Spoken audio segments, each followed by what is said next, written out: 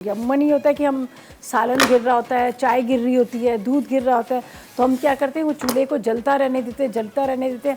उसके बाद क्या होता है कि वो बिल्कुल कड़क हो जाता है, ख़राब हो जाता है। तो ये कि जब भी आप कुकिंग कर रहे हो तो आपने उसको सफाई ज़रूर कर लेनी है।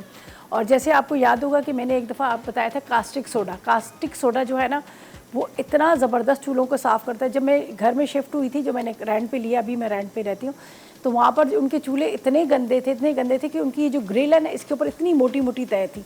तो मैंने क्या किया, मैंने रात को उसको थोड़ा सा गर्म पानी लिया, थोड़ा सा ज़्यादा नहीं, जिस तरह से एक पेस्ट बनाते हैं उस तरह गर्म पानी के अंदर कास्टिक सोडा डाला और मैंने चूल्हों पे डाल के उसको छोड़ दिया।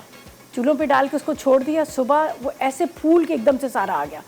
फिर डबल ग्लव्स पहने, इसलिए वो ज़रा सा हाथों के लिए थोड़ा होता है, डबल ग्लव्स पहन के फिर मैंने क्या किया, उसको आराम से मैंने उसको, जो हमारी लोहे वाली तार होती है जिससे बर्तन होते हैं, उससे इस तरह उसको रब किया। रब करने के बाद टावल लिए गंदे वाले, वो टावल से सारा साफ़ किया।